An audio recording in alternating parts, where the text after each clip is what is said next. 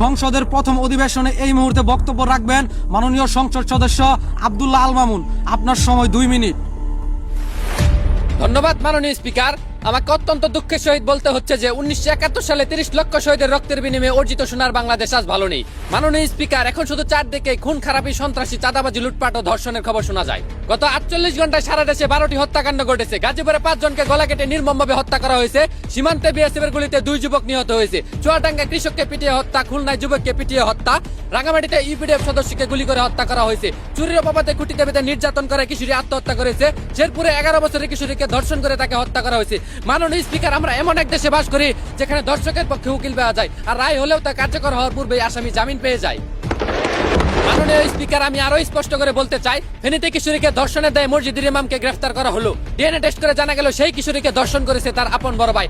অন্যদিকে নেত্রকোনায় 12 বছরের শিশুকে ধর্ষণের উপযুক্ত প্রমাণ না থাকা সত্ত্বেও মাদ্রাসা শিক্ষককে গ্রেফতার করে 3 দিনের রিমান্ডে নেওয়া হয়। বিক্রমপুরীর মতো আলেমদেরকে বিনা অপরাধে কারাগারে বন্দী করে রাখা হয়েছে মাননীয় স্পিকার। অথচ উসমান হাদি হত্যা 4 মাস পেরিয়ে গেলেও এখনো কাউকে গ্রেফতার করা হলো না, কোনো বিচার হলো না। হুজুরদের বেলা আইনের কঠোরতা দেখা যায়, অন্যদের বেলায় থাকে নীরব। মাননীয় স্পিকার, তাহলে কি আমরা ধরে নিব এদেশের আইন শুধু দাড়ি টুপিওয়ালাদের জন্য প্রযোজ্য? ধন্যবাদ মাননীয় সদস্য। এখন বক্তব্য রাখবেন মাননীয় সংসদ সদস্য খুরশেদ আলম রানা। আপনার সময় 3 মিনিট। ধন্যবাদ মাননীয় স্পিকার, এই মহান সংসদে আমাকে কথা বলার সুযোগ করে দেওয়ার জন্য। মাননীয় স্পিকার, আমি বলতে চাই, বর্তমান সময়ে সমাজের কিছু মরণবেদী বিষয়বস্তু নিয়ে ডিজিটাল বাংলাদেশের তরুণ তরুণীরা আজ মাদকাসক্তি ও অনলাইন জুয়ার কবলে পড়ে ধ্বংসের দিকে এগিয়ে যাচ্ছে, যা ভবিষ্যতে দেশ ও জাতির জন্য হুমকি স্বরূপ। মাননীয় স্পিকার, প্রায় সময় আমরা দেখতে পাই বিভিন্ন মদের বার ও আবাসিক হোটেল থেকে সমবয়সী যুবক যুবতীরা আটক হচ্ছে। মদ, গাঁজা, ইয়াবা, ফেন্সিডিলের মতো মরণবেদী নেশায় তারা জড়িয়ে পড়ছে। অনলাইন জুয়ার ফাঁদে পড়ে লক্ষ লক্ষ টাকা হারিয়ে অনেকেই নিঃস্ব হয়ে যাচ্ছে। এসবের টাকা জোগাড় করতে গিয়ে চুরি, ডাকাতি, ছিনতাইয়ের মতো বড় বড় অপরাধে জড়িয়ে পড়ছে তারা। মাননীয় স্পিকার, একটা সময় ছিল যখন আমরা ভোরবেলা ঘুম থেকে উঠে মক্তবে যেতাম, সেখান থেকে এসে স্কুল শেষ করে বিকালে খেলাধুলা করে সন্ধ্যার আগেই বাসায় ফিরতাম। আর এখনকার সময় ছেলে মেয়েদের ঘুম ভাগে সকাল 10টায়, সন্ধ্যা হলেই বাইরে চলে যায় আড্ডা দিতে, বাড়ি ফিরে রাত 2টা 3টায়।